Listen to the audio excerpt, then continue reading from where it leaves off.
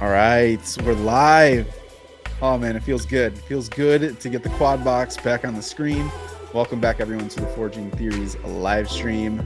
Today we are talking about the brand new, freshly announced James Gunn DCU reboot. We're going to run down the lineup, give our reactions. We're going to be talking about what does it look like in the future and how is it going to shape the cinematic universe and maybe even affect Marvel. I don't know. We'll see. I'm curious what you guys think. I'm MCU Lou. I'm repping Marvel, of course. Harry, go ahead. Drop us your favorite DC character. Favorite DC character? I gotta go with my boy Superman. Love it. Love it. And we have the tribal chief himself. Just kidding. I thought about that. I thought about that when I was watching the Royal Rumble. I was like, what if we call him the tribal chief? Is that too much? I didn't realize I was muted. I said acknowledge me. I like it. All right, man. Favorite DC character?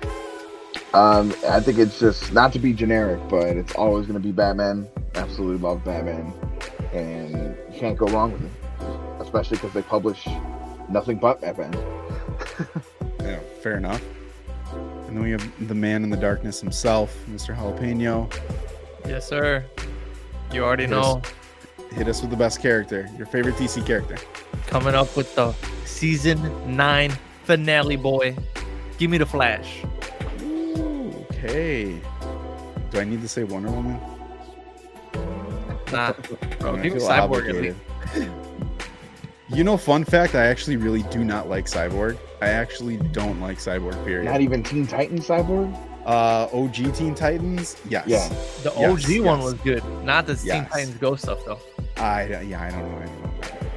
I like Cyborg outside of the Justice League. I like him with the Teen Titans. However, I do have to say Batman is my favorite DC character, my favorite hero of all time, period. But since we're on the theme of gimme one, what did you guys think? One word, sum up your reaction to everything that James Gunn and Peter Safran, the whole new DCU team, gave us and delivered. One word. How do you sum it up? We'll reverse it. Darkness, what do you got? Ooh, man, I was hoping you wouldn't come with me first. I don't know if I have like I'm in a middle ground. So I'd say like it's like very, I feel questionable, but for good and bad reasons. Like I haven't decided on if I am like on the let this ship sail and sink, or we're gonna ride the waves together. I'm kind of pretty neutral, to be honest. All right. So we'll choose neutral. Yeah, That's fair. I like neutral. Oh dang. That's young Spidey over there. I just enlarged my screen. I did not see. And the bat. Oh man. Figured I'd add a little more background to my decor. I know I already have a lot, but you could barely see that stuff in existence. Solid. All right, man. One word. Different. Okay. Very, very different. I'm gonna go with Oy vey. Okay. He's got a lot to prove, especially with the lineup he picked.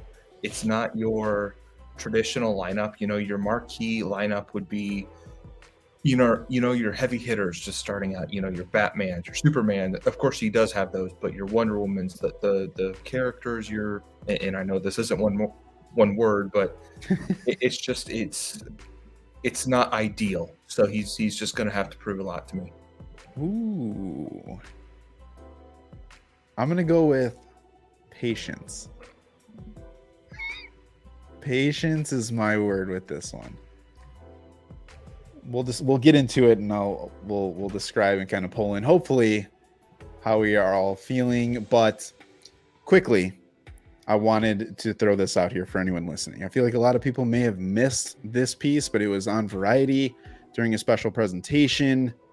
James Gunn explained the strategy for developing the slate, and he said, One of our strategies is to take our diamond characters, which is Batman, Superman, Wonder Woman, and use them to prop up other characters that people don't know.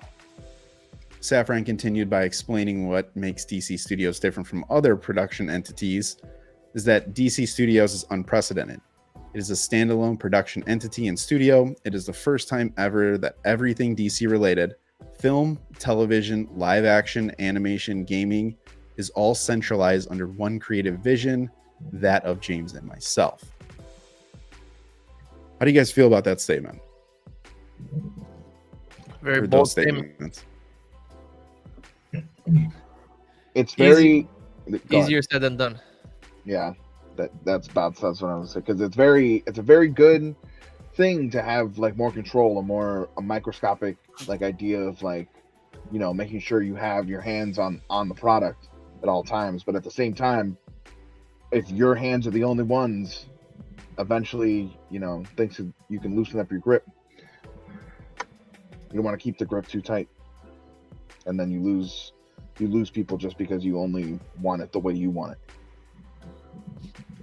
So interesting enough, James Gunn actually brought together a writer's room to build the DCU shared universe.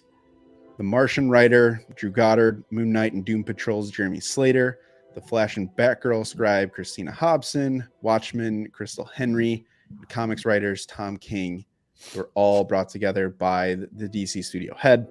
They sat in a room for a few days, James Gunn says. We started the bash shot what the basic overall plan could be. Not so much that it ties your wrist, but enough that we know what the basic story is, where we're going, and it's something that we'll continue to do. So the slate has 11 projects, 10 new titles, and then one Elseworlds, which include the Superman reboot, Batman, Damian Wayne team-up film, and many more. But we're going to kick it off with Superman. And Harry, I'm going to throw this one to you. We're going to have a legacy movie that's going to mark the start of the DCU, but it's not an origin story. Peter Safran describes this Superman as the embodiment of truth, justice, and the American way. It's going to focus on Superman balancing his Kryptonian heritage with his human upbringing. How do you feel about that story? As far as the story, I don't think there's a lot that I can judge about the actual story. The only thing that I have against the movie right now is the fact that James Gunn has personally said that he is very, very hands-on with the movie. And we all know how James Gunn's style is. And that's really not how I want Superman to be represented. That's just my opinion. And I want Superman in this Superman-like way. And James Gunn is more of a Peacemaker, Guardians of the Galaxy, Suicide Squad type-esque. And I don't want Superman to be that. I think... Now, to that point, he even goes on to say that Superman is for everyone. It's a 4-quadrant film that should speak to everyone in the world. I agree with that, but Suicide Squad is definitely, or let me say it this way: the Suicide Squad members on that team are obviously different than Superman. Superman is a Boy Scout, and you should treat him as such. And I don't want James Gunn to ruin that character or ruin the movie because of his directing style. Sure. And his vision for the character. Fabian, do you feel that he has the capacity to alter his style, knowing how important the character of Superman is to the future of the DCU? I think he's yet to really prove that, as far as I've seen with all the projects that he's worked on. I think he's yet to prove to me at least that he can venture outside of what he normally does in his wheelhouse. One of the few things that he has done before is Brightburn, which was like kind of like a horror, like what if Superman as a child wasn't raised correctly and became a threat to the world and did his thing the wrong way. That was a pretty different movie for James Gunn, but it still kind of had his quirkiness to it. So he's really going to have to test his grit for testing and going outside of his talent wheel, because he has a style and it's pretty much been the same for 2 different projects now, or a couple different entities now. And I would really like to see him do something different and not do the same thing for Superman, because like Harry said, he is not like Chris Pratt's Star-Lord. He is not Peacemaker. He is not any of the members of the Suicide Squad. He's not going to behave like any of those people. He's going to be a Boy Scout. He has to be. So I feel like he has it in him, and that's just a gut feeling. I feel like he has it in him. I almost can see and picture, for whatever reason, like when it comes to the whole DCU, you see James Gunn as kind of the spearhead for everything, right? He takes to Twitter, he's answering all the questions, answering the fans, giving you a lot of reactions. And even in this video, he very much was front and center. Anything that was copy and pasted, other content creators, TikTok, YouTube, even Instagram, like you just saw James Gunn's face attached to DC Reboot, the new reveal. I almost feel that part of me feels like he's putting himself into this kind of savior role. And I almost feel that he could be drawing, what it means to the fans of DC, not just from a cinematic standpoint, but all the way down to the video games. Like, people love DC, but it's got a muddy past. And he acknowledges that in the video. And I almost feel like there are elements that he's going through right now of trying to do a good thing, but also being demonized by a lot of people. Hashtag fire James Gunn. I think a good thing for him getting the job is that he's always been someone that's been kind of a social media, like he's always on social media. He's always has been. Fun side fact, I used to be friends with him on Facebook. And it was his real profile, but this was before Guardians of the Galaxy came out. So he was kind of just nobody. Like, I just heard that he was going to be directing Guardians of the Galaxy. So I just pressed the button. I was like, I wonder. Because back then they didn't have like the separation of pages and Facebook profiles like they do now. So lo and behold, he accepted my friend request. I didn't like stalk the guy or anything, but occasionally his stuff would pop up on my feed, and I would just ask him questions, and he would interact with me. So I don't know if someone messed up, but it was his official account, because he was posting stuff, the news about these movies, and I was just like, oh, nice. But eventually, once he got canceled, that entire profile was gone. So I don't know if he ever made a new one or not, but I was off that friends list now. So my insider information was gone. That's pretty cool. But I think he was a good pick, because he does hear the fans, and he interacts with the fans, and he knows what the expectation is from what people want, and he's hearing out and he's filtering out the garbage, obviously. But I think that's part of why he maybe had gotten the job, besides his stellar results with what he's done for Marvel and DC. But that's partially why I think he's a good PR head. He's a good public figure, like Kevin Feige a little bit. Sure. And Elias, I'll kick this to you, because they also did announce a Supergirl Woman of Tomorrow movie, where Gunn said that this movie is going to explore a very different type of Supergirl and be much more hardcore. So the difference between her and Superman, and we all know Superman was sent to Earth, raised by loving parents from the time he was an infant. Supergirl was raised on a rock, a chip off of Krypton, and who watched everyone around her die and be killed in terrible ways for the first 14 years of her life, and then come to Earth. She's much more hardcore and not the Supergirl we're used to. How do you feel having that dynamic of knowing the type of Superman that we're supposed to get, and also having the introduction of this type of Supergirl be in Chapter 1 of the DC reboot?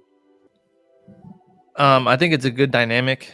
Obviously I told you about how bogus Supergirl on CW has been, and it's very Girl Scouty, very like. I can't even tell you how many times she has saved the day by just giving an inspirational speech. Like, bro, she's not Optimus Prime, okay? Like, she would literally be like, no, there's a better way to do this. And then go up to the villains and be like, I believe there's goodness in you. I believe, like, nah. If the new DCU is going to have a Boy Scout Superman, give me a grittier Supergirl who's like, nah.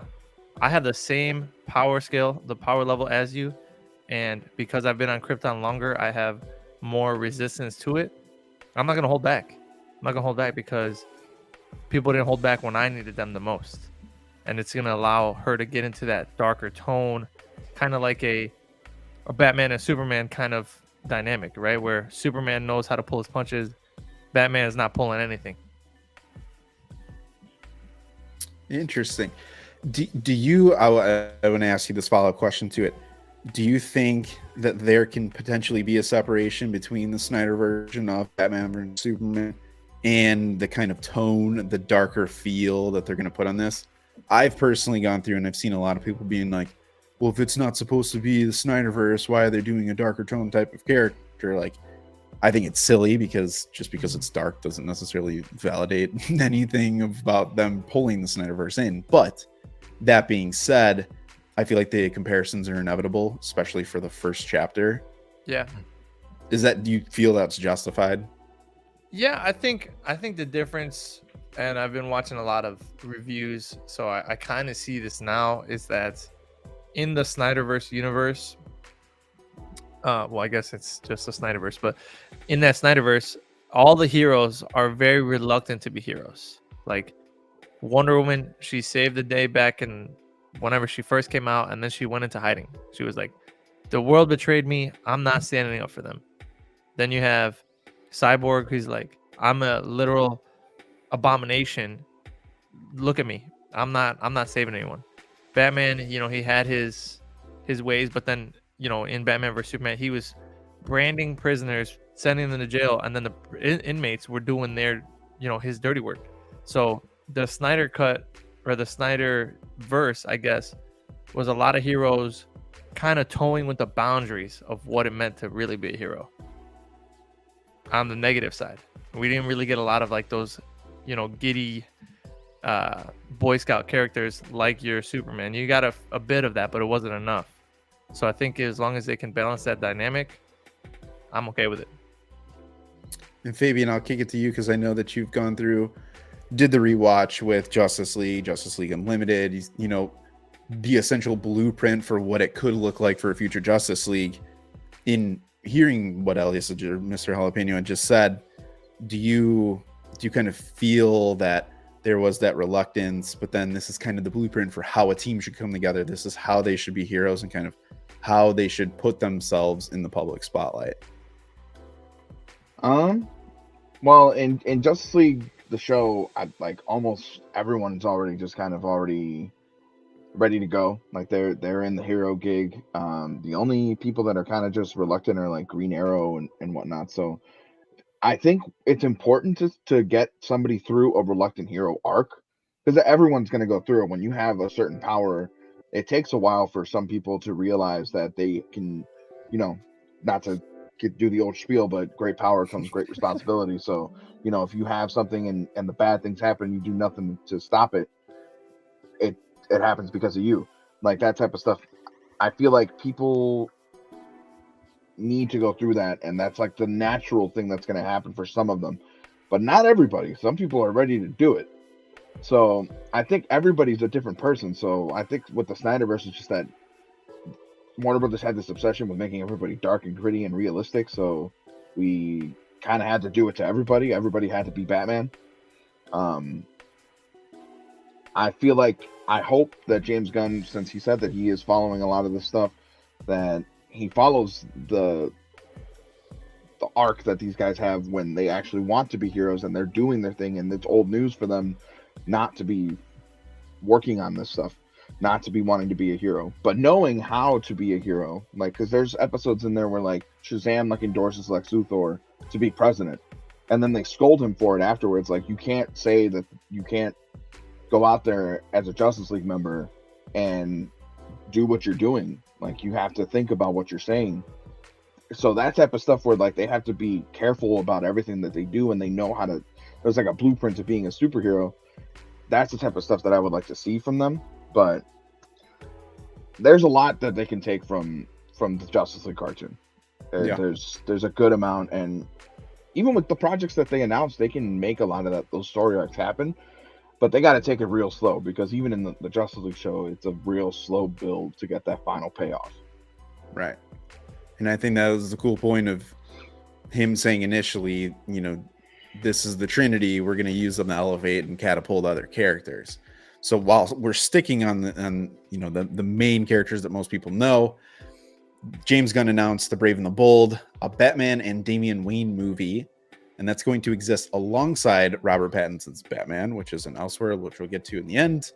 But what makes this project different is that there's the Bat family, with James Gunn confirming that the version of Robin will team up with DCU's Batman, Damian Wayne, Bruce's biological son. The assassin, the murderer, the young one. We're going to get a father and son story. Finally getting a Robin. Harry, how do you feel about the announcement of yet another Batman movie with something that fans have been asking for years now? Yeah, I'm really excited for that. There is a couple things that I'm genuinely excited for from this new DCU lineup. This being one of them.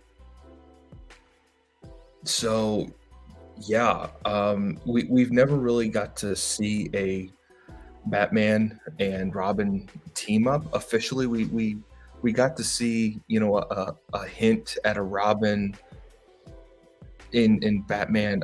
What was it? Was it the third Batman from the Dark Knight Rises with Joseph Gordon-Levitt? Yeah. So I really I would have loved to have seen him, spin off and do a Robin or a Nightwing show or something like that. But they talked about that for a few years. Yeah. Or, I don't know if that was ever official, but people wanted it. Yeah, for sure. So yeah, I'm very, very excited for that. And who I am blanking on who's Red Hood?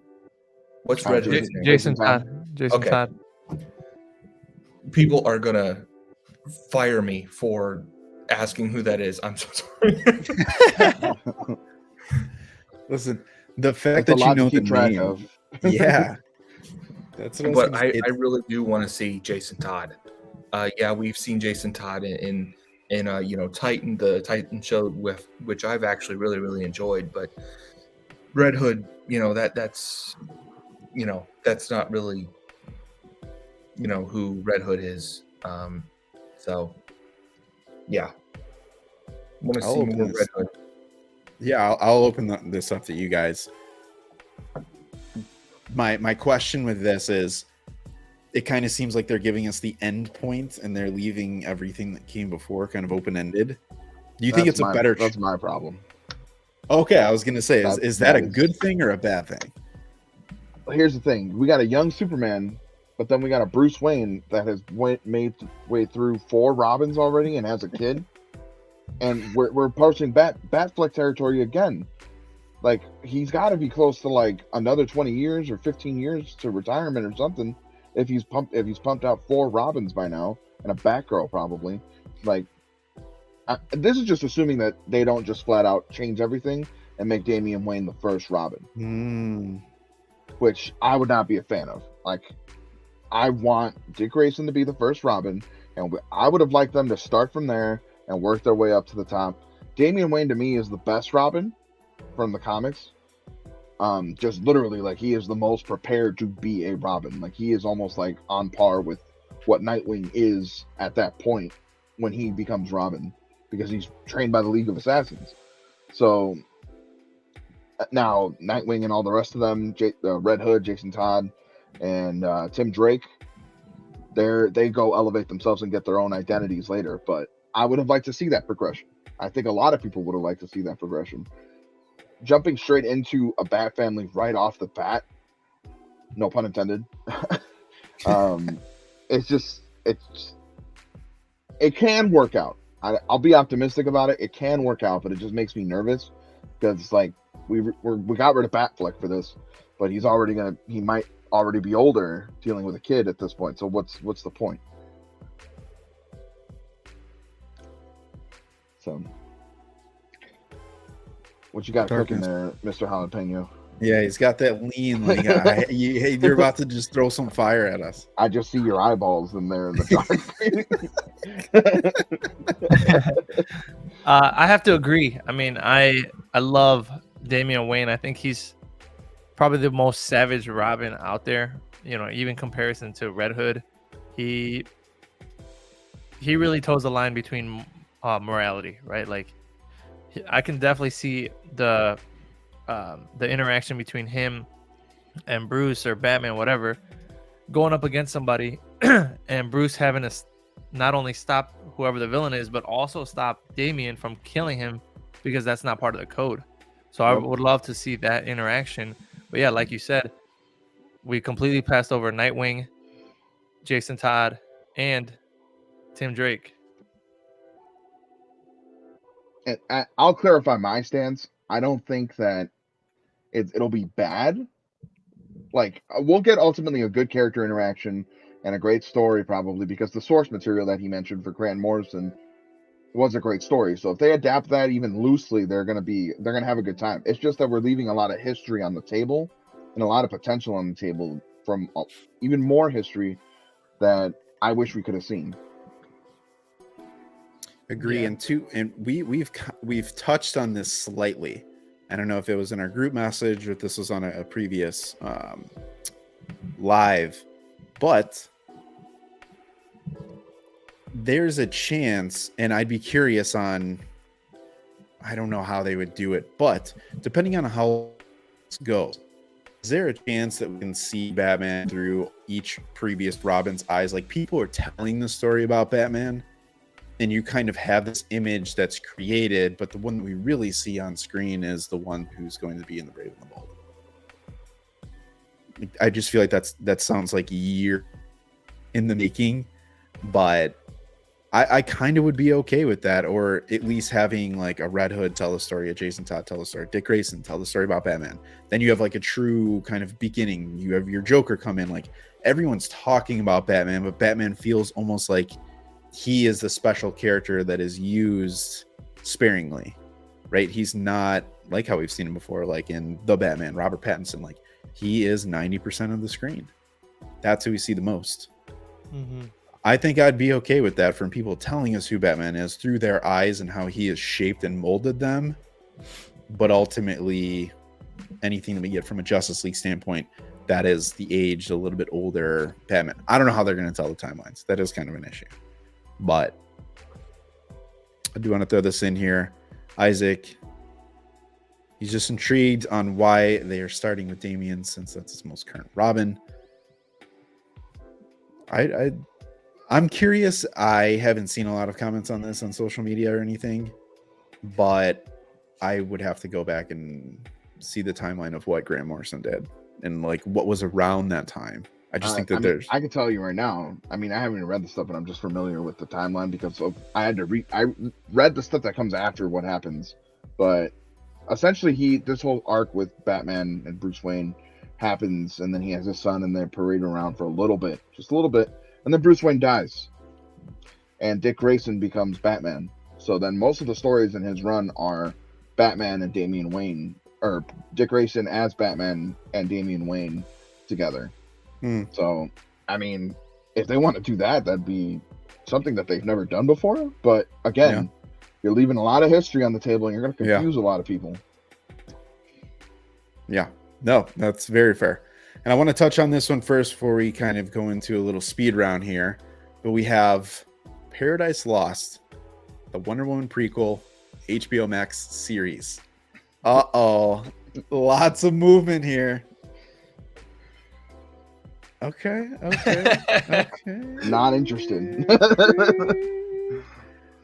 All right. Before we get into a more interesting HBO Max series, James Gunn, he just said, how did this all come about? What is the origin of an island of all women? What are the beautiful truths and the ugly truths behind all that? And what's the scheming like between the different power players in that society? Compared it to kind of like a Game of Thrones type of thing. When you got to compare it to something off the bat, I feel like that's always a bad sign. Yeah. Will I watch it? Yes. Yeah. Do I have... It depends on what else. If it's self-contained and it's just Themyscira alone, I don't know. Without having Wonder Woman attached to it, or an Artemis character or something along those lines, I don't know. Is it Gal Gadot? Does she stay? Does she go? What does that look like? I feel like there are too many moving parts with Wonder Woman, but not parts that I'm overly interested in. That's just me. I would like to see a very similar Wonder Woman to what we got in the animated Justice League. That's what I'd like to see. Do you want to touch on this? We're just gonna. I was just gonna say it seems very self-contained. If it's gonna be one, a period piece, and two, centered around Themyscira, and both of those two things can go into this, and you're gonna cut it out. The same way you cut the fat off your steak, that's how we're gonna do that. It just feels like a dirty way to do Wonder Woman. Like I've never been interested in learning about the character's environment. I care about the character. Like yeah. I don't want to watch Krypton. I don't want to watch Gotham. I don't want to watch Lost Paradise. Like that content. There's something there, but that's not what I'm interested in. Like I want to know about that character. Let me know what happened to the character with that character. I might be speaking too soon, but we don't know if little Diana's going to be in the show yet or what have you. But it just seems like a step backwards. And I know it's a reboot, but it's also kind of not a reboot because we're supposed to have an Aquaman trilogy. So everything is. I thought that this would all clear things up, but it just feels like it's slightly less muddled, but still muddled. Yeah. Because of stuff like this. That's for this project specifically. I feel like that's where it kind of has this tone of like old baggage from what we got previously. Where we're not trying to deep dive into things, but we're going to take it so slow that you gotta learn about this person's environment before you even get the character again. Yeah, I felt that same way too, and I very much love information around characters, but when the characters are there, I almost think like, I don't know if you guys ever played the Assassin's Creed game. You know, I love history, but like you see those worlds and the explanations through the main character's eyes. Even if it is in the form of some sort of flashback or a character that you meet, some sort of explanation. This is a little bit tricky to me. There's time, though, that they can change it. I don't know how they do their research of figuring out what was great and what wasn't from the announcement. But the next HBO Max series that we have, I'm going to hit you guys with this question. Isaac threw some heat. What if we see the DCU through Booster Gold point of view till show? Tying into his previous comment here, younger Superman, older Batman, won't be linear to the DCU timeline. What if Booster Gold's seeing these stories till he gets to our present day? Now, a lot of you are like, who is Booster Gold? What is going on? The way that Peter Safran, James Gunn described him was a loser from the future who uses basic future technology to come back to today and pretend to be a superhero. Gunn added that he has imposter syndrome as a superhero. Mike Carter, disgraced former football star who uses a time machine to go to the present and become a hero. We've seen a little bit of this with some other hero stories. I personally am very excited for what this could be. I think it could turn out good. But I gotta say, and you know, I might catch some heat for this, because I know he's beloved. I don't have that much experience with the character. I've only read a couple appearances in other people's comics and his episode in Justice League Unlimited. But I hated his episode in Justice League Unlimited. I thought it was very boring, and every other appearance he had, wasn't that important in the story. So I don't know what people like about this guy, but he does have his fans. Him and Blue Beetle have a relationship, not a loving relationship, but they have a friendship, and they're partners from time to time. So maybe that is how that will tie in some way. Maybe at the end of Blue Beetle, we'll see who Booster Gold is. Who knows? But I think it'll have potential to be good, because I think that what Isaac brings up is a good idea. However, I'm not optimistic for it. I'm not a fan of him personally. Yeah, sure, I'm going to watch it, but I just don't really care. Like, if I'm being completely honest, I'm not trying to be negative or rain on anybody's parade, but I just don't care. This is where I feel like we can get the James Gunn magic. Yeah. Chris Pratt. Yep. I think that this character could just be beloved by fans and just a very intriguing and interesting character. I would not be surprised if they tweak his story a little bit. I'm not the biggest fan of that, but I think that it's kind of obscure enough for the casual fan who would show up to be like, I have no clue what this is. What you got, Jalapeno? I see you cooking. No, I was gonna say what you just said. This is where James Gunn could shine. I think the one issue you get into with introducing, different timelines for people from the future is that cliche. Also, you already know everything that's gonna happen. In this case, I think they can avoid that just because Booster Gold is such a fraudster when it comes to being a superhero. He probably doesn't even pay attention to what the future timeline of superheroing would look like. If somebody asks him, "Oh, do you know if Superman's gonna die in battle?" He probably has no idea. So they can get away with it that way. But I'm excited. I think that's one. I love brand new characters. That's where I think we get a chance to kind of explore a little bit more. And yeah, he could definitely tell in some different timeline stories to kind of help people along the way. Harry Yeet. It sounded weird. A Harry Yeet. Booster Gold. Booster. Hey, all right. Quick question. Sure. Booster Gold. Do you know much about him? Not to put you on the spot. Not really, no. Does that name as a hero sound intriguing to you? Not really, no. If you saw a movie that came out that had a DCU title on it and said Booster Gold, and it was just right in front of your face and came across as an ad, would you want to see more? There's a lot of variables because sometimes I'll just go see a movie just for the actor. Sure. But if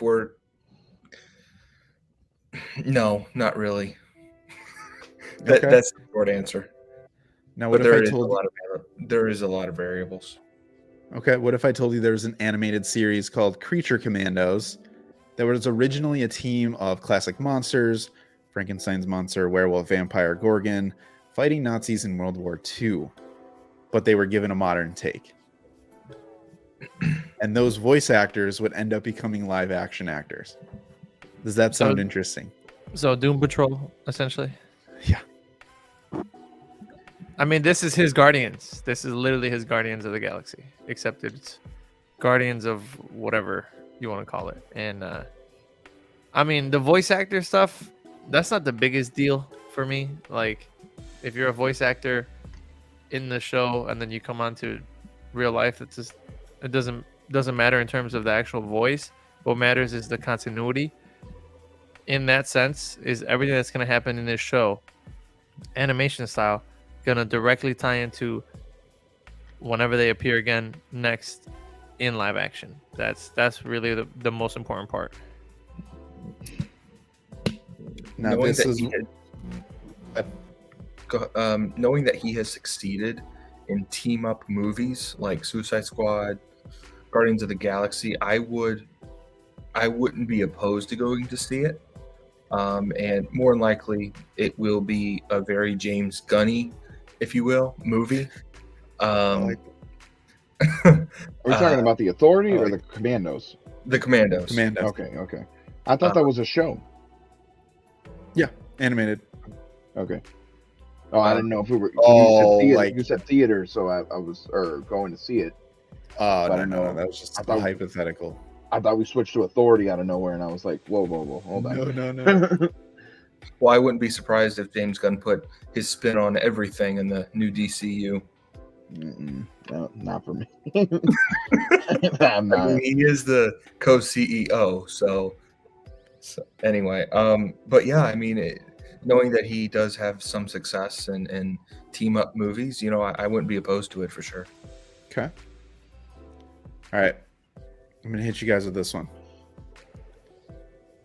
Opening day watch or series premiere watch or wait and binge? No binge. I didn't even say anything yet, but okay, we know your choice. All right. No Peacemaker season 2. However, we're getting Waller, which is going to serve as a continuation, pulling in the Peacemaker crew. And man, what is her name? Who played Amanda Waller? Viola Davis. Did we lose him? Ooh, I think he got trapped in the future, Booster Gold style. Dang. Can you guys still hear me and see me? Yeah, we got you. Yeah. You're back on now. Oh, that was wild. I thought everything just fell apart. Anywho, the Waller series, yay, nay, good, bad. Is every WWE wrestler going to go and move over to DCU? What's going on here? I guess Dave Bautista's gonna be Lex Luthor. No way. I'm You serious? I'm for that. I'm sorry. I don't know. about you What? guys. No. Why not? Have you seen the trailer for his new movie that's coming out? This guy looks insane with glasses on. He's scaring kids out here, and there's tidal waves and stuff. It's But intense. Lex Luthor? Bro, give him Bane. This dude is not a Lex Luthor Yes, type. Bane. He doesn't I want would to. be He doesn't so want to play hyped for Bane. I know he doesn't want to, but somebody has the money. Oh yeah. Everybody got a price. But he's got to understand that the Banes that we've gotten before, like he can be a very intimidating presence without seeming like he's just only about his brutality. Like he would kill that role. But if he doesn't want to, he doesn't want to. It's a very intelligent villain. Like he's one of the few people to beat Batman outright. And I don't know. I feel like he would kill it, and I'm just disappointing. I feel like he just wants. Yeah, it seems to me like he wants to step out and continue to prove why he's better than John Cena and Dwayne Johnson as an actor. He's a good actor. I'm give him that. How do you feel about that one, Darkness? I mean, that's all right. I'm not mad about that one. I mean, we know what it is when it comes to Dwayne and John Cena. Dwayne's like the same guy. I mean, and then I do like Batista in the sense of his caliber of acting, but I think it just comes down to a performance. And if you give him a character like Bane, where he's just not some bozo like Drax, and he's like, if Bane is the type to play chess while everybody else is playing checkers, it'll put Batista on the map. And it doesn't have to be Lex Luthor, because I'll tell you for sure, I'm not falling for no Lex Luthor as Bane or Lex Luthor as Dave Bautista. It's just not gonna happen, bro. People with traps that big cannot be pulling up as Lex Luthor. Hey, Lex has been known to be in shape, man. He hits the gym. Bro hits the private corner in the gym though. He's not front and center on the squat rack. Okay. He's got his own gym though. He's private membership. Imagine if Batista slims down for that role, right? The very first Lex Luthor that we see, like he just cuts weight, and this man's going from whatever he's fitting in now, some custom shirt, to like a large. Then that's the cut. I gotta see it. It's cutting season then. I don't know if he's gonna be able to do that though. That's major. I mean, you're talking about calorie deficit like for the year, bro. I don't even know. All right. We're gonna move on. This one to me seems slightly controversial from the standpoint of, is it getting the justice it deserves? So we have the Lanterns, Green Lantern show, revolving around Hal Jordan, Jon Stewart as an investigative mystery that is expected to play a big role in the main story of the Gods and Monsters Chapter 1. Peter Safran described the Lanterns as a huge HBO quality event that is very much in the vein of True Detective. We're not getting the original HBO Max series that we all thought. We're getting this. Everyone is saying detective. That is like the one word that I see attached to this all the time. You know what that's gonna be like? You know how in Smallville they were the heroes and they had their like low grade version of like the Justice League? They're gonna walk around like barely using their rings, low special effects. It's gonna be more about them, and I feel like they deserve more than that. They deserve. I feel like it should have been a movie. I'm gonna be saying that almost the entire series. Probably it should have been a Yeah. movie. It should have been a movie. It should have been a movie. It'll probably end up maybe being phenomenal, but it just feels like a kick in the gut to have announced a Green Lantern movie a long time ago that should have been released already, and then talking about making a TV show of the Green Lantern Corps for a while, and then all of a sudden it's just two lanterns doing the most earthly thing you can do. Well, who says it has to be on Earth though? What if these guys are doing some kind of cosmic True Detective stuff? Like That'd be let's cool, say- but I could have sworn I seen some part of it saying that they would the two Earth lanterns are assigned to their Earth to protect their planet. Oh yeah, no, you can miss me with that. Let's go ahead and do this right here. No, but like imagine, like let's say, you already know I got to tie. What him. you're saying is what I want. You already know I got to tie my boy Lobo. Let's say Lobo is going around doing some bounties, and their section or quadrant in the universe, they're trying to figure out who's this intergalactic serial killer. Boom, start following the trail. Bang, bang, bang. Put two and two together. Final battle. And, that's how it goes. But I mean, are they gonna like pull out a magnifying glass straight Inspector Gadget style? I hope not. Oh, get that green ring, trench coat, and hat all day. Just start levitating around Earth with that on. I'd be Straight. fine with that. Looking like Green Hornet, bro. The show's gonna need a lot of budget, man. Like those Green Lantern effects are not gonna be cheap. Yeah. No. Do we know how far along they were with the show, the Lantern show? If any, like from a visual standpoint, did they have anything? It probably was nothing more than a piece of paper on someone's desk for a while. Probably. Nope. Yeet. Yeah, exactly. Harry, this my one question to you. Sure. James Gunn aside, Superman aside, Go ahead. do one of these two lanterns have potential to be the best character in the new DCU Chapter 1? Oh yeah. Yeah, for sure. I'm just curious why. You said I'm putting you on Superman. the spot. Yeah, I know you are. You said Superman aside, right? Superman aside. So, are you talking about like powers or Just an all around character, right? They check. All right, they look the part, they act the part, they sound the part. They're doing everything that they need to do across the cosmic universe, the Earth-based tie-ins. All you get done with Chapter 1 and you look back, you're like, man, this was the show. This is the character. Is that possible with an HBO series, HBO Max level show?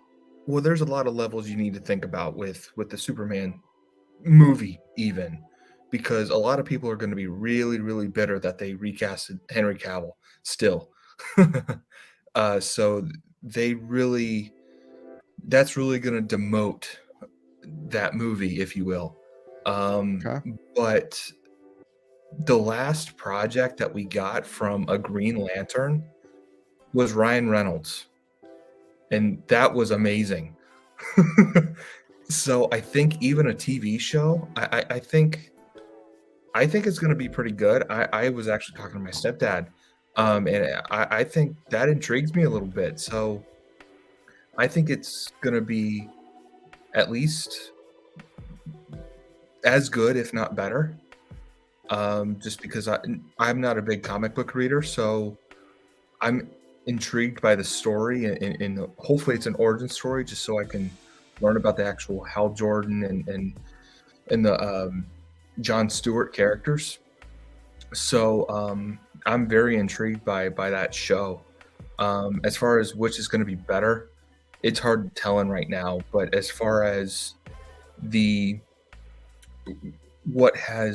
which show or in movie has one up, I would say the Lantern show, just because they recast it, and people hate that they did. So, Man, I hope they're gonna make us love the Superman movie. I don't know. They're gonna make us love it. I don't know. They got, like I said at the beginning of the live, they got a lot to prove. Yeah. No. So, I mean, listen, we have a cosmic piece potentially, depending on what they do with the lanterns. You're going to have cosmic tie-ins with Superman, Supergirl. We're obviously going to have our Earth-based piece. We have some future pieces. We're going to have some past pieces. We also are going to kind of get into the horror element of things with Swamp Thing. And that's going to be a movie. Essentially, we're going to investigate the dark origins of the monster through the perspective of horror. Marvel tried it. For the most part, from a Marvel aspect, they succeeded with Werewolf by Night, if you call that true horror, at least throwback. They kind of went that route with Multiverse of Madness, trying. But this, R-rated movies, HBO Max, what we've seen from HBO in the past, what is the ceiling for Swamp Thing? Can you still see my hand? No, you can't. You're just a floating head. It's a floating head, baby.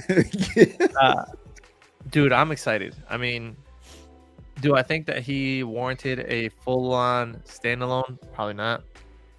I think they gotta definitely have another mystical character in there, like a Constantine, or you already know I'm waiting on my baby Satana. But, dude, that's like just such an untapped realm. Right, you have your magic that we've seen with like within, the MCU with Doctor Strange and stuff, but you haven't gotten into like that really dark, like straight curses and horror aspect when it comes to the dark magic and that type of situation. So, I'm very excited to see where they go with that. And the special effects got to be on point, because the one thing good about that show that they did the Swamp Thing show for were the special or practical effects. But outside of that, I'm not gonna lie, I think I fell off like 1 or 2 episodes before the finale. I'm excited for that one. The reason being is because they have a lot of good source material to pull from. I mean, one of his most revered runs for the character was written by Alan Moore, the writer of Watchmen. Mm-hmm. And that's one of the greatest comics of all time, at least to me and a lot of people. But to have a character like that that's so beloved and have like a lot of great source material finally get something other than just whatever that TV show was. I didn't watch it. I didn't have the DC Universe app at the time. What a weird platform that was. But the character, see, that one's one that I feel like it could have been a TV show. Like, I don't know if a movie is enough to cover what we want out of that, but again, it's they got a lot to prove, so James Gunn's had his successes, so I mean, I guess he knows better than any of us in some ways, but we'll see. He did make note that Swamp Thing will interact with other characters, and Swamp Thing is supposedly supposed to close Chapter 1. I will be surprised. No, I don't want to say surprised. I'm just interested in how they would do the crossover. Swamp Thing, your Superman, your Batman, like all these characters that we've described so far. I'm interested in the monsters piece, but I don't know. We can talk about that at a different time. This is very interesting to me personally. The Authority movie, kind of like a Jack Nicholson and A Few Good Men. They know that you want them to be on the wall, or at least they believe that. This is not about good guys versus bad guys. This is just the good guys want to win at all costs. So, with that being said, Harry, I'm going to kick it to you first. Oh, wait, no, I'm going to kick it to you maybe last, because I've seen a lot of people draw the Boys comparison to this. No spoilers on the Boys, but is this potential route that they're trying to go through to, is this going to be something that is kind of a little more borderline, leaning in the edge when it comes to a superhero film?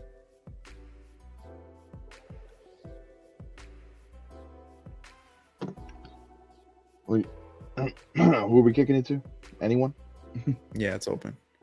Um, Promise. Harry, I we're mean, gonna it's kick it definitely to you. I want to lead with that one though. it's definitely going to get comparisons with The Boys, Invincible, all these different like allegories for superhero teams that aren't exactly the Justice League. You know, you got your fill-ins for the characters, so it's going to be like anything like that stuff. It's going to be more similar to the Watchmen, if anything, because they're like the people that are willing to do whatever it takes to get the result. So, I mean, that Midnighter guy is gonna be more like Rorschach. That Superman type dude is gonna be, which I've seen people joke around because he has white hair, and Henry Cavill had white hair in The Witcher, that he should be cast as that fake Superman. And I'm like, just let the man go, let him rest. Pause. Bro, where's that that SpongeBob meme? Don't let the flames die out. Bro, that's where everybody's at right now. Speaking of, Harry's off mute real quick. Get it, brother. I'm sorry. What was the question? I thought you were gonna hit us with some Henry Cavill knowledge. Oh, yeah.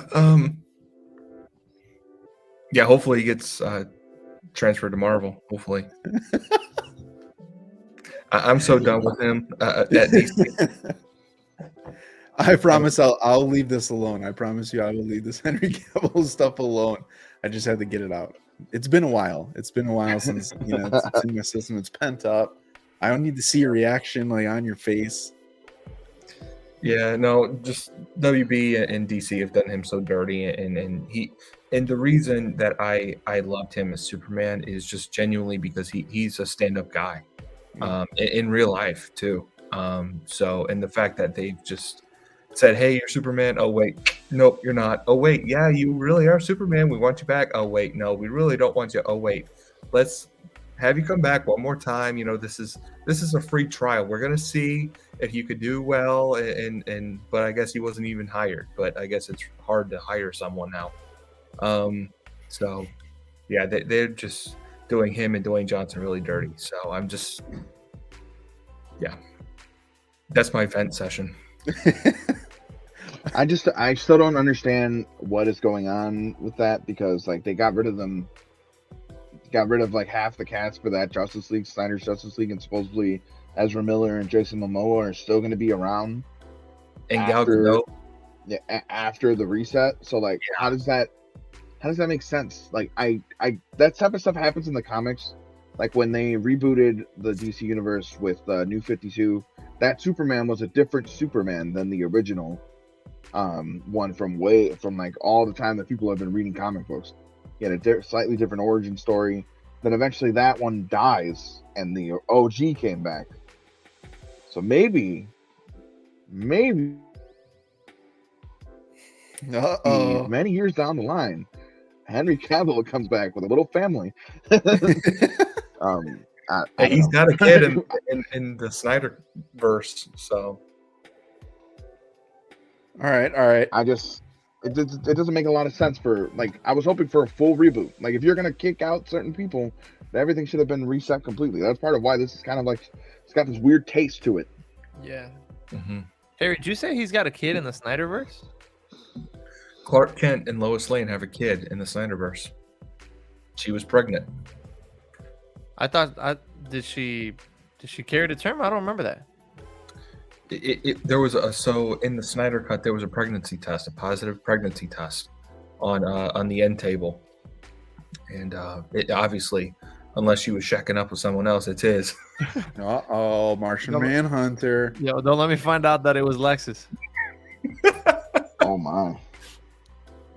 So, yeah. The Superman legacy film is actually going to be about leaving a legacy on if that's my actual son or not. All right, boys. Here we go. I'm hitting you with the lightning round. Stay or go. I know Ezra Miller's Flash is here, but should it have any association whatsoever with the DCU, even if it's a reset film? I think it should go. No, keep it. I need to see the Flash, bro. I am more likely to get struck down by lightning myself versus seeing this movie. if it gets postponed again and again. I need to see this, whether for good or for bad. Well, you Alright. can see it. Just see it on HBO Max. No, in theaters, baby. You know how I feel about that. No. Elias, your passion for theaters makes me want to see a movie with you. Like, I want to see every single movie out there with you. Let's go. Let's do it.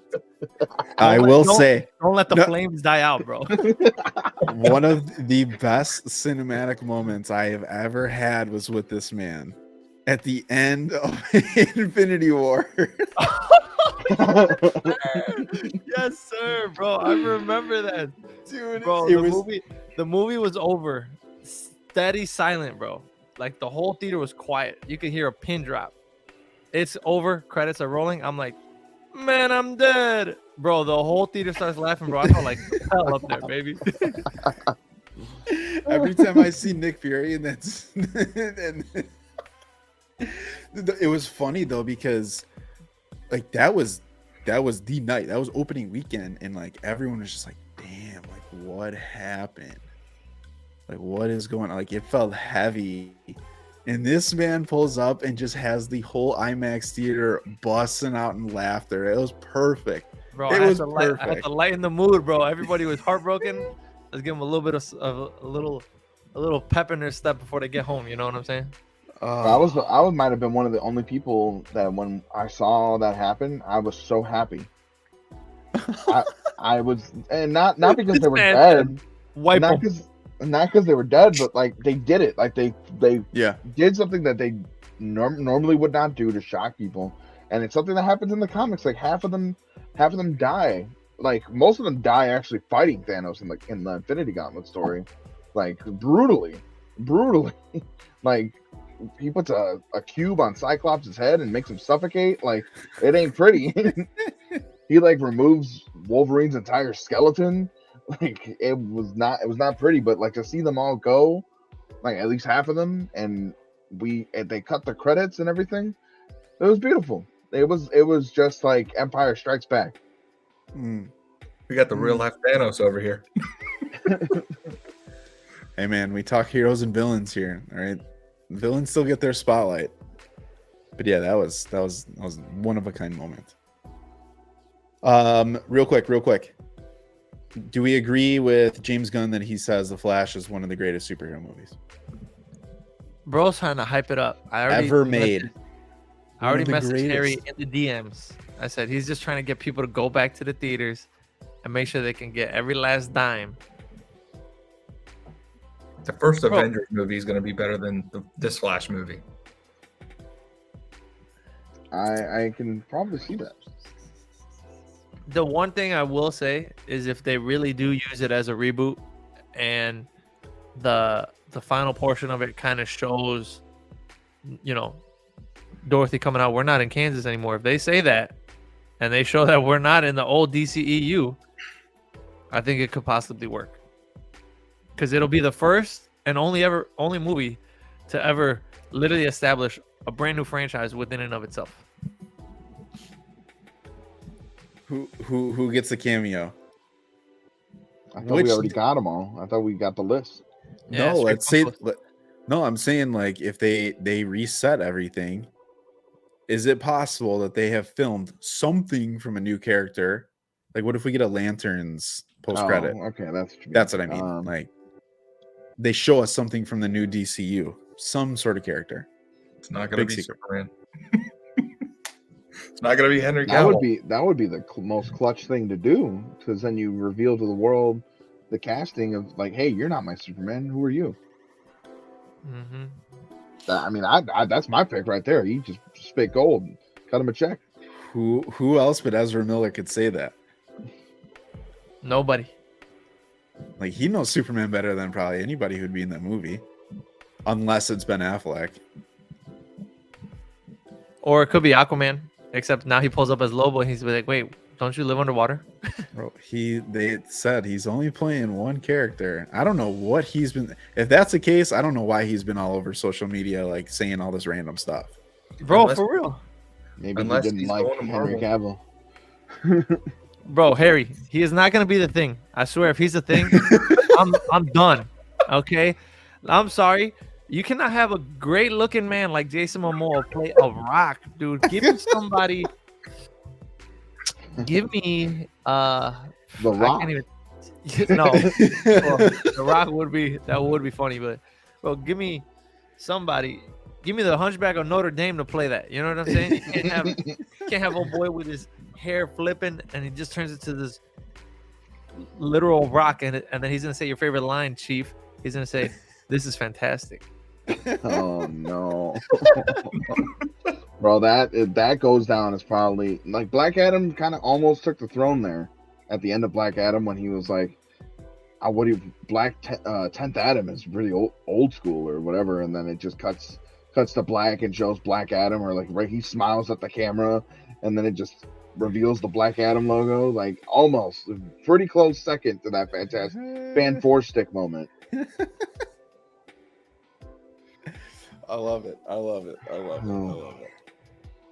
Now, last thing I'm going to hit. I know we're running over on time. Elseworlds. Shazam maybe lives over there. Maybe we get the JSA. Maybe Black Adam doesn't go away. Maybe would you guys be cool if they toss this additional stuff into the Elseworlds project? Bro, then they would have to have like 3 different Elseworlds. You have the Joker Elseworlds, because I guarantee you that's not the Joker that crosses paths with Robert Pattinson. So that's got to be 2 different universes, or at least 2 different timelines, right? So let's just call it 2 different universes. Then you have Black Adam, who, if he's going to be the freaking hierarchy of power, he's got to be the hierarchy of power of a brand new universe because nobody's left. So that's a 3rd one. I mean, you go from there. It's not looking too good.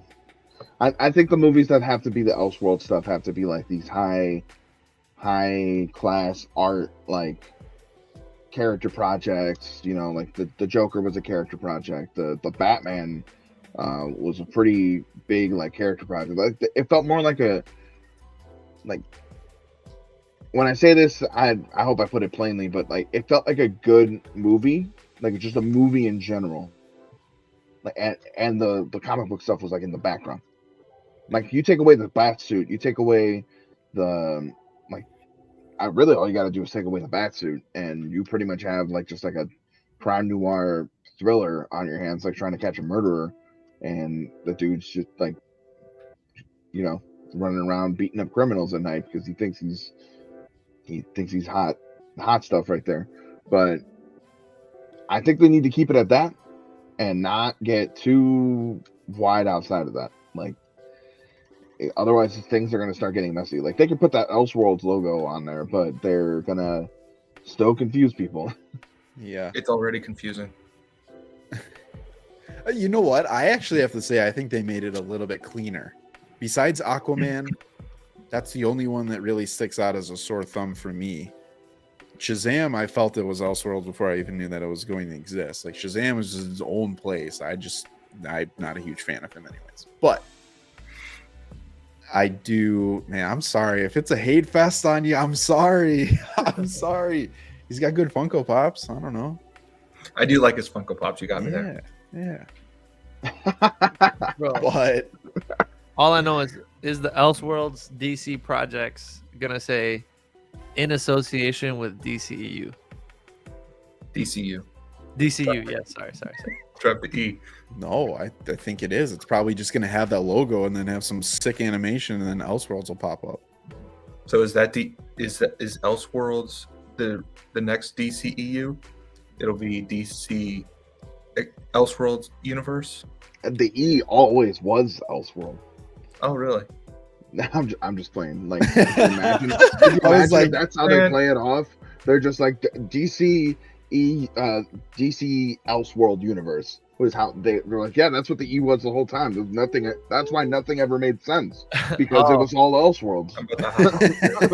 I thought the E in DCEU was for eventually. DC eventually becomes a universe. I don't know, man. Listen, there's a few other things that we could talk about. That Blue Beetle is going to be a thing. That's actually nice that that's going to be absorbed into the DCU. I know previously we had kind of wondered what that would look like. There's really no reason why it couldn't be. I'm glad that Is that it the is. first movie then? Is that the first movie? Technically speaking? I 'Cause thought it's the he one said. that doesn't have ties to anything else. I thought technically he said it was going to kick off with Superman. All right, so then we got Blue Beetle, Aquaman, the Commandos thing, and then Superman. Right? I Don't think forget the so. Flash. Oh well, all these come out after the Flash. So the Flash, he said specifically that it's going to reset the universe. Mhm. So then everything that comes out afterwards should be a part of the new universe. It'll be a part of it, but for whatever reason, that was a confusing thing for me. Is he said specifically when it came to Superman, it is the true beginning of the DCU. So then the other stuff's garbage. Like, Right? am I Kind just of. supposed to ignore Blue Beetle and Aquaman? Like, That's the weird thing about it. I don't think that they would obviously be ignored, but I would that would be a question I would type. What did you mean by blah blah blah blah blah? Just because we're not going to get some. I mean, unless some villain or hero or someone else shows up in his movie. Like, is he saying that there's going to be the first like crossover DCU? Like, we're going to get some continuity between characters and those things, and like a Blue Beetle is going to be one off. It's on its own island. There's no references, nothing. Which they don't have to have a single reference in these movies for me. As long as they just say, eventually, that person is a part of this universe and he can pop up in other people's projects eventually. Yeah, that's fine. All these movies could be standalone to the end of time, and then eventually they could just make a Justice League at the end of it that featured all their characters that were in the same universe but never talked to each other.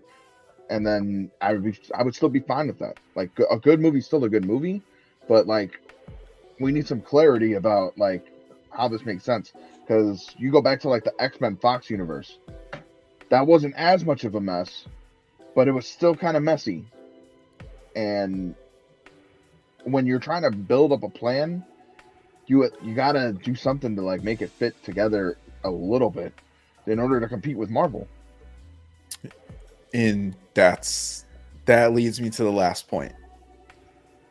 I know that everyone says, hey, that was, I told you guys this. I was expecting more of a spectacle in a show. I was expecting some sort of big conference hall with a bunch of screens with some press and special people are invited, and you get some actors that come out or some writers, like we see some people, and like that wasn't the case. And I think once I was like, okay, well, this, that's what I expect from Marvel. It's a spectacle. It's a huge show. That's a part of it. And that's what generates the hype from a fan perspective, in my opinion. This is good, but I have to fill in a lot of the blanks. And I have to wait a long time. Like, there was no timeline that came up and it was just like, bam, plot, plot, plot, plot.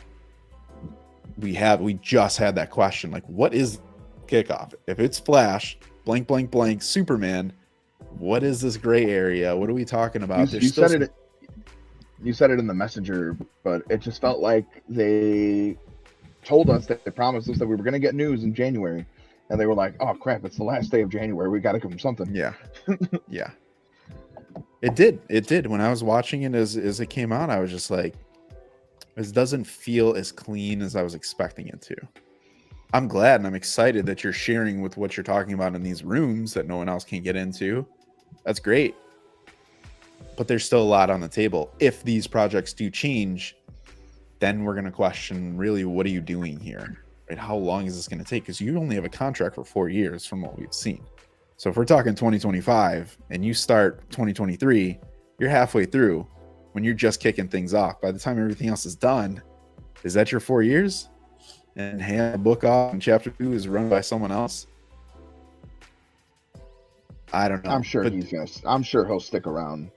Like, there's going to be something at least decent about these movies, and if they play it carefully enough, they can ride the waves of mediocrity for a good couple decades. At least. All right. I leave you guys with this. Do you feel that this is the beginning of the road to toppling Marvel? And anyone who's watching this, it's not a, hey, compete comparison. I'm sorry. For me personally, at the end of the day, this space is occupied by two people or two groups. You have Marvel and you have DC. For everyone to say we don't compete with Marvel, the fans look that way. People are always going to compare it to superhero genre type film, movie, series, whatever it is. There's that initial inevitable comparison. I'm gonna say that this first chapter isn't gonna do it, but the one after it maybe you'll start climbing up a little bit. By the time it's all said and done, they finally do a Justice League movie correctly.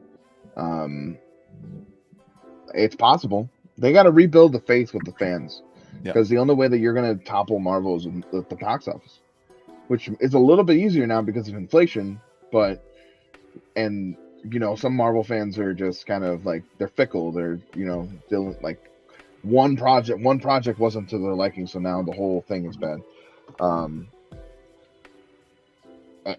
Maybe I'm leaning towards yes, because eventually, like after Secret Wars, maybe this isn't gonna work out for a lot of people, because now it's just like this massive universe that you kind of only can revisit every once in a while with certain projects, whereas DCU is kind of slowing down. They've rebuilt their model right away to have TV shows and movies, so I don't know. Eventually, people are gonna have to pick and choose, because it's a lot of content between two brands. Yes. It's only 24 hours in a day. And you know what's interesting to me too, and I don't know if you guys thought about this or caught it or whatever it might be, but I feel like they took what Marvel didn't do very well in Phase 4 and kind of their next step that they're going to take in the overall MCU universe from the different genres that they'll have within or under the Marvel Studios banner. But I feel like he kind of took a step to establish those before Marvel really established them. With the Swamp Thing, like we don't know when Werewolf by Night or when Man-Thing is going to come back. Bam, there's going to be a Swamp Thing movie. All right, let's look at that. That's going to be good. The gods and the monsters, like that's kind of the gods piece of the MCU is kind of coming this way. We're losing the Thors and the Lokis. They're getting towards the end of their run, and this is kind of up and coming. So we're losing the cosmic piece. The Guardians are gone. Marvel people jump ship. They come over here. They get some brand names. Like, I don't know. I personally think 10 years from now, we could be, truthfully, 10 years from now, I think it's very possible that we see DCU overtake Marvel in the box office. No way. I'm sticking with my boy Harry here. Bro, Marvel has done the legitimate impossible. Until a movie can hit the $1 billion mark in the box office within 5 days, and I'm talking about generating hype like Endgame, there's just certain things that Marvel has done that will never be duplicated by any franchise, bro. You can come close to it, but somebody's got to go on after Elvis. But truthfully, think about it though. The fact that Phase 4 was even, this is the worst thing we've ever seen like that. It's not like a 70-30 split. Like you probably say 60-40. That people are like, generally Phase 4 was not great. I did not like it. Like we already are seeing people, it's MCU. I don't care what anyone says. There are cracks in the MCU, whether they are made by fans and they're actually not there or they are.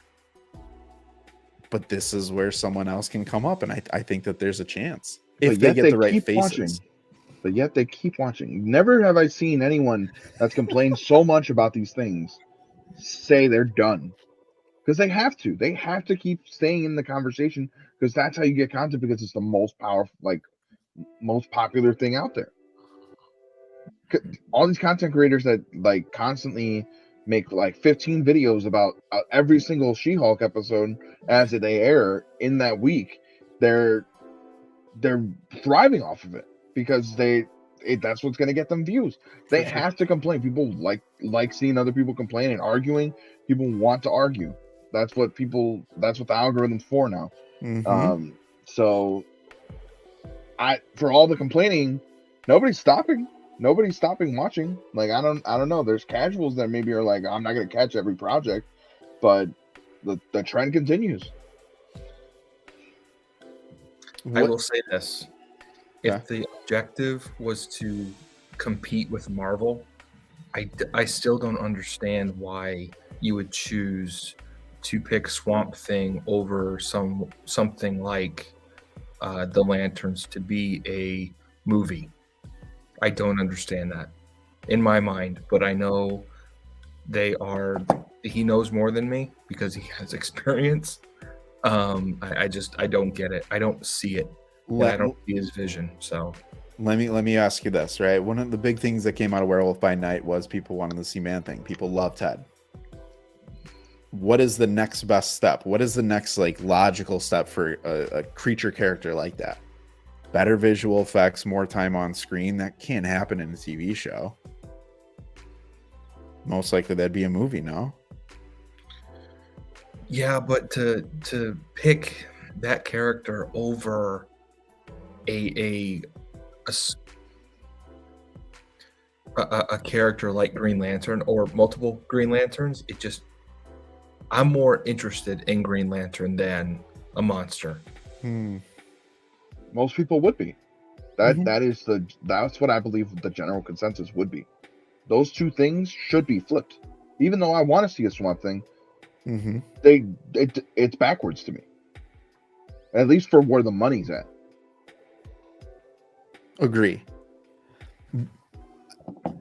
I just got to think the way that they're doing that, though, and positioning these types of characters is different, right? It's not following that formula. Like, yes, I do think that they want to compete with Marvel. I think he knows obviously what worked at Marvel. He's been on the inside better than and closer than most people will ever in their lifetime get.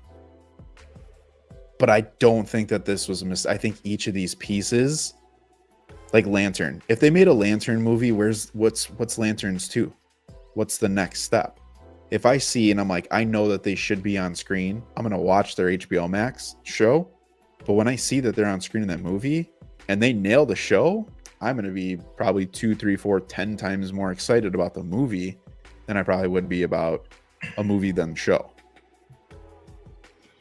It'll probably be just as satisfying. You know how like everyone was excited because like when Daredevil season 1 came out, everyone loved it. And they were like, oh, I can't wait to see him interact with the Avengers. But then that never happened. At least not yet. But I mean, it's too little too late for some characters. I would have liked to see him interact with Cap or Iron Man, but the DC's going to have that. DC's going to have the bat, and they have connectivity between their shows and the movies.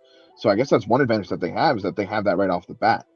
We got so many like Marvel shows that were going on during the early days of the MCU that were going on for years and have no connection. Some of them don't even have an ending, like Iron Fist. They barely matter. I mean, for right now at least, we don't know what Born Again is going to do with the Netflix universe that existed, but I don't know. For the criticisms that I have, they have some potential and positives that they could have because of the way they formatted everything. But at the same time, it's still just kind of like, you have a big task ahead of you. You think you would just like kind of pull out, like you would still take it slow, but you would think you would just focus on your main pillars first. Like you would have your like 7 or 6 pillars, and then add like they even mentioned themselves. We want the Trinity to propel these lesser characters forward for people. But like Booster Gold is going to have his own show right away. Like, how does that? It don't compute. My brain hurts. Mr. Jalapeno, you got any thoughts on that? I mean, that's part of the reason why I say that DC won't be able to take out Marvel. I mean, Marvel in its worst days will still create this kind of hype. It's going to take a lot. I mean, if anybody's going to be able to do it, it's going to be James Gunn and this vision that they have going. But there, like you said, your one-liner was patience. We got to be patient with this. And problem is, we've been so patient that there's a difference between being patient and getting burned. We've gotten burned by DC over and over again. I can't even tell you how many things that they have said were in the works. I remember way back when, after Joss Whedon had just finished Age of Ultron, he said he wanted to do a Batwoman or a Batgirl movie. Then they also said they were going to do a Nightwing movie. They also said they were going to do a New Gods in relation Cyborg. to Cyborg was going to have his own movie. The Flash was supposed to have his movie 10 years ago. Bro, I'm not getting any younger. You know what I'm saying? Yeah, that for a lot of people, this is their last chance. If they mess Yeah. this up, it's not going to happen within our lifetime that this is going to be good. Yeah. You know how At I least keep for preaching me. that we keep preaching that, or I keep preaching that we're living in the dawn, the golden age of cinema. Well, bro, that golden age is gonna turn to rust real quick with these folks if they don't pick it up. All right, I don't know if gold rusts, but they got fool's gold on me. All right, let's pick it up, put in the work, get your writers, and see, this is kind of the same thing with my more is more, bro. I don't need it. Why are we getting Waller? Why? How did she come over of all the people?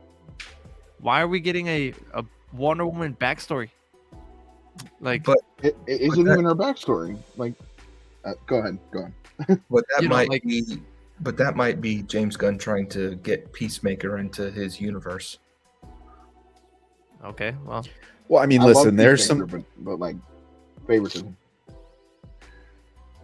I will say that though, but would you not carry over? Here's my thing: if it was you guys are running the show, and you saw the success, how many times do I go on and I click on YouTube? Well, that's stupid to start it that way, but I click YouTube on a bunch of times and people say the successful Peacemaker, love Peacemaker. It's a positive thing.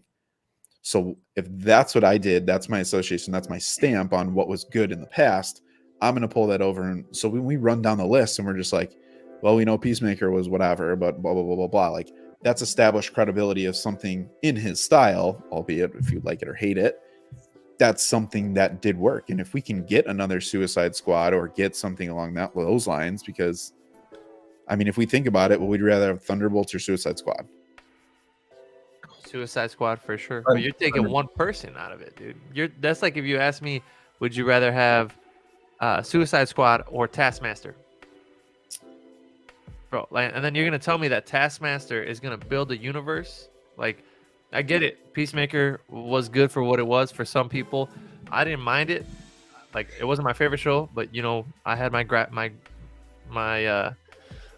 my criticisms about it. But you're talking about a very like localized centered character. At the end of the day, Peacemaker cannot world build. You know what I'm saying? Bro can community build. He can build communities. He can't build a world. I mean, But that's star power though. I don't know. I mean, you think Peacemaker can go toe to toe with somebody like Wonder Woman or Batman? Or I like, don't think for Batman- me it's I don't think I don't think they should ever cross over. This guy should infiltrate every island, every jail, every prison, whatever you want to call it. I don't think you should ever. What happened at the end of Peacemaker, I didn't necessarily like that the Justice League showed up, right? I thought that was dumb, personally. But you still have a project that John Cena is attached to. That's star power. bro, make that man Lex Luthor. Ooh. Mm-mm. Shave him, bro. Like, Yes. He is going bald. He is bald. Yeah, he got a circle in the back of his head. it just comes down to, like, for me, what is the necessity in continuing a character arc, right? Like, I have not been hesitant to say bodies need to start dropping in the MCU, and I'm not saying that Peacemaker needs to just flat out die on screen, but you had one season, it was successful, congratulations. Repeat that same process with a new character that is actually going to feed into what it is. You know what I'm saying? I don't want to have too many seasons of all these different characters. Like For sure. going back to rewatch a movie, that's nice. But going back to rewatch a bunch of shows for these characters, that's a lot of time out of your day. And if you could like something that much, but like I don't want to watch 15 seasons of Peacemaker. Yeah. I mean, dude, look at The Flash. The Flash had its golden years in the first 3 seasons, right? You had The Flash. First, it was Arrow. Arrow took it off. Then you got The Flash. Then Supergirl. Then you got Stargirl. Then you got Legends of Tomorrow. And Black Lightning. Where's my hand? I can't. Black Lightning. And then one more. Superman and Lois. Superman and Lois, and then freaking what's the last one? I have the pop up there on the wall. That's a lot of shows. Batwoman, bro. I am literally in the trenches out here trying to finish these shows just so I can have the knowledge of, hey, I finished everything. But it's like, dude, at the end of the day, we could have stopped at 3 seasons. You know, what is this really furthering? Depends on the world building. For me personally, if you're going to tell me that Waller introduces Deathstroke, fine, bump it to the top of the list. Like, that's a character that I want to see. If this somehow leads to pulling in, if we get Legion of Doom, something like that, like if this is a villain exploration and that's going to give us a showcase and lead to more of those scenarios, then if that's the gateway, then I'm fine with that. It just depends on. Why not just have Deathstroke in his own show though? Like, cut Waller. Like I was saying, cut the fat out, bro. Cut the fat out. Just give me Deathstroke. I think Waller serves a big purpose, though. I just don't know if I necessarily love Viola Davis. She's got Superman's number on speed dial. But, and serious question, is that storyline canon to the new universe? I mean, cut Black Adam out. Is that storyline canon? Bro, that was Earth 5 Waller, okay? So the way that it seems like to me that they're gonna make us like think about this is that whatever happens in Flash's movie is gonna be Flashpoint, a crisis event, resets the whole universe, but only bits and pieces are different. Like, they're gonna think about it. Days of Future Past on it, basically. No, I mean, you think of it this way: he messes something up, he needs to go fix it. He thinks everything's okay, but it's exactly that. Pieces are not the same. So Viola Davis and Peacemaker and all that is probably fine. Jason Momoa's fine. Henry Cavill's gone. Ben Affleck's gone. That Batman is just not going to exist. Those scenes don't exist. They don't remember. Peacemaker has no recollection of the finale of Peacemaker. Nah, bro. See, at that point, you might as well just clean house, bro. Get the Swiffer. Or they do remember, but it was the different Superman. Like in their universe, that Superman always existed. Maybe, I don't know. This is complicated even in the comics, man. Like every couple years they're doing this stuff, resetting everything. That's why you think the DCU is a mess, because the source material is a mess. Like it should be so simple. But Marvel's had the same continuity in their main universe since the 1960s. How it's all in a ploy to get new readers in, like make them feel comfortable, like jumping in at any point. But like Peter Parker back in the day and his rivalry with Doc Ock continues throughout the years. So I don't know. Like you still have the same continuity in one universe, and the other one is just always just like pick and choose and reset, and this person lives, this person dies, this person's trapped in a time loop, this person's doing that and the other. Like it's just that stuff is too much for the general audience. I don't think they have the capacity to deal with that nonsense. Which is where I think it is kind of good, though, that there's a gap between Flash and Superman. That gives enough time to separate the events and the reset to the true kickoff for the casual. If someone were to go, if you were to pull someone in there, just like, yo, let's go see this superhero movie, and they're like, what movie? I'm like, Flash. All right, cool, I'll go see it. And they're like, oh, well, what's that supposed to be? This whole big reset? Yeah. When that person goes and sees that Superman movie, not knowing who Henry Cavill was to the DC EU at that point, it makes no difference. Right? Or is that, I mean, I know we're kind of... I feel like it would make a difference, because like you're looking at it, and if you've already been a fan, you know that the old universe is gone. It was like, oh, now this has changed, but this hasn't changed. And it's just, it's a flipping headache. To kind of answer that question, is this DC reboot for the casual fan or the hardcore fan? Can you answer that for me, Greg? It is both, and is one of the hardest things that anyone has probably ever tried to do besides the Infinity Saga. Like, that story and what Feige and all of them did was never done before. Most people probably laughed and said that is impossible. All those other directors and all those people, the Scorsese's of the world and everyone who's like, superhero genre, you guys will never hit that. James Cameron, you'll never pass Titanic. There's no way a movie will do that. Superhero movie. Now James Gunn has to do almost the impossible to get fans who are pissed, who have been burned, and do not want to see what they love changed, but also at the same time fill seats that even the previous regime could not do. That's hard. Yeah. I don't know. I feel like it's more so for the service of the hardcore fan, in my opinion, because we know what we've been demanding and what we have our expectations to.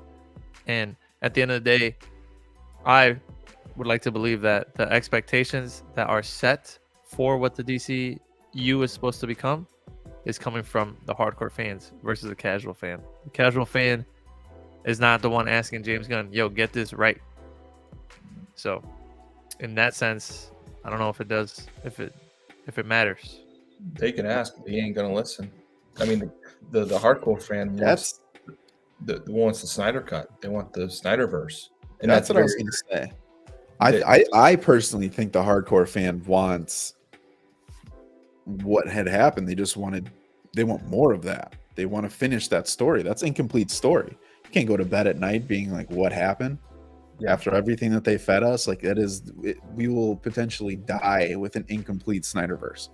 Yeah, with the Thanos of DC just alive still, and so yeah, I was talking to my stepdad and just they could have made so much money off that story, man, and not just the part 2 and part 3 of the Justice League movies. I mean, spin-offs and Green Lantern and oh my gosh, I'm doing it again. They messed up not letting the original version of that movie, and granted, I personally think that they should have cut a couple things out of it, like slow-mo and that weird send-off to the sea for Aquaman. But ultimately, that movie was good to great for the most part, and they should have let that release in theaters, and they should have just stuck with the plan. Now, they tried working around and rebooting right at like soft reboot after that. Like, hey, that Justice League movie, they exist somewhere, but they're not going to be part of our movies anymore. Matt Reeves' Batman movie was supposed to be Ben Affleck's Batman movie, and that got blown into the wind. So the fact that they didn't stick to their guns, even though some people thought that they were mediocre, dude, that's why this is good. This is why chapter 1, by the end of chapter 1, we could all be potentially, there's a chance, right? I couldn't say this a week ago, but there is a chance that the end of this chapter, we're like, where is chapter 2? Like, we need a plan. Like, what is coming in chapter 2? That's how much we're looking forward to it. And I think each chapter is just a part of it, just like the multiverse saga. Phase 1, 2, 3, phase 4, 5, 6. Like, this is just a piece of the overall puzzle that leads to the ultimate movie. Yeah. The old one wasn't even a puzzle. I mean, they had their plan. It's just they didn't stick to the plan. Right. I mean, Batman vs Superman came out and they were like, you know what? People don't really like this, Zach. I don't think we are going to release your version. We're going to give it to Joss Whedon because we want it to be more like the Avengers. But that doesn't make any sense because now you release a dark movie and then you're going to switch to a lighthearted movie for when they're all together. Like, garbage. Yeah. And then it's just pretty much it was all a race to get caught up with Marvel, and that previous regime just needed to go. But like, I just really wish that they had James Gunn or somebody to like tell them, you just got to see this through. That's it. Stick to this and see it through. They needed The Rock. I don't know. Just get fired. All right. Give me one word after everything that we've said now. how do you feel about the reboot? Any order? Is it a reboot? Oh, You remember how you said how I started off as saying neutral? yeah. I think I picked a side. And it's not looking too good on your fam.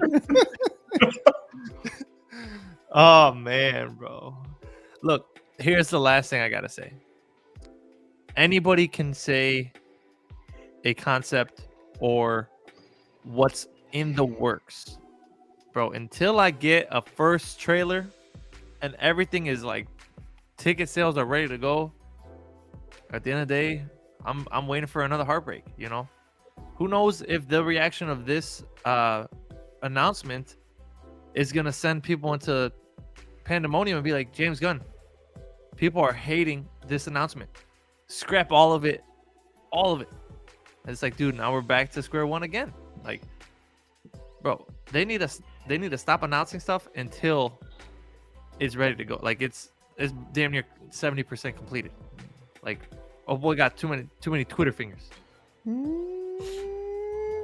Okay. That was more than one word, but that's all. No. Closing thoughts. One word, closing thought, or whatever you feel. I like Trigger that. fingers turn to Twitter fingers. Start with @JAMES. I'm gonna start tweeting him, see if he remembers me. Just say, hey, pal. Remember me? You added me on accident. Remember when your fingers slipped? We became friends. I'm not getting my hopes up. Like we've discussed, you know, DC has burned us quite a lot over the years. So it you know, this DC universe could, you know, crash and burn hard because they've burned us so many times. So you reap what you sow. Bro, they're sewing me a nice thick sweater for winter. And I'm gonna wear it every day. Yeah, they're showing you that itchy cotton that's gonna scratch your neck up all over the place, and you have looking like you're walking around with eczema. That's the sweater you're talking about. But I'm warm. I'm gonna have to say, and I'm gonna be a negative Nancy about it, but the word is disappointed. I feel like for the tall task that we've described here that he needs to fill, this is not it. Like, there's some stuff here we want to see, but then there's stuff here that leaves you scratching your head. Like, yeah, I mean, that could be good, but is it really what we needed? Phase 4. I mean, I'm saying that about, like, Agatha. Like, I mean, I'm not, like, biased or whatever, but, like, for the most part, most of the projects all the way up until now, the only projects that I'm, like, questioning out here is basically just Agatha and Echo. Those are the only ones that have popped up where I'm like, well, I don't think we need a full-fledged series for these people. Like, they could just be in somebody else's project. And plus, Marvel can afford a few, you know, losses. DC can't. Yeah, all these projects need to be knocking home runs. Yeah, they need their Batmans and their Supermans and Green Lanterns and Wonder Womans and their Jokers and I say Jokers like in the DCU, not Elseworld. I'm talking, yeah, they need as many heavy hitters as they can. It's just tough to even do. It's just even tough to even do because, I mean, these characters are so cartoony on the surface level in nature. They literally look like Saturday morning cartoons. Like when you flip through a comic, like the only one that can successfully like switch to realistic, in my eyes, is Batman. And he's the only one. There really isn't too much else besides like his Rogues Gallery and, you know, other Green Arrows and Assassins and stuff like that. It's really hard to translate all that other stuff to live action and not make it look goofy. Like the movie for Superman was called Man of Steel. They tried so hard to move around the idea of just a simple name of Superman. They tried to make it as grounded and realistic as possible. When the stuff on the surface is just silly. This guy is wearing boxers on the outside of his onesie, Like, which Oh, leads yeah, me, did you leads me to the tights or question. not? Yeah, what do you guys want the undies? I want the Bro, undies. I want the classic look. I will say classic to start. I wouldn't want him to go back unless it's like, it's not going to be like a Tom Holland Spider-Man situation where he's just strapped up with nanotech and then all of a sudden he's like, forget it. Give me the homemade suit. I live in a Brooklyn, New York, Manhattan apartment. I had no The, pennies in my name. The bulge on the the onesie suit that that Henry Cavill had was like, that was a little bit too much for me. Bro, pack it in. Let those sun rays in. Exactly. Bruh.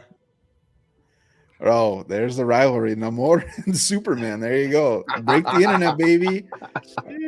This chat has Scream gone by off the scream. rails. Listen, this is how I'm gonna end my little spiel. I'm a car guy. If you guys didn't know, I have a lot of interests, and cars are definitely one of them. I look at, huh? I got that new engine. Let me know when you're ready. Go ahead, tell them the story. Real quick. So I was driving this busted Hyundai. Is it Honda Sonata? Something, I don't know. It's a big old SUV. Engine sounded terrible. It roared, but not in a good way. And Greg was driving a black Mustang at the time, and we were leaving work, and he was like, "Yo, when we were racing out of here," I was like, "Bro, let me get that new engine first."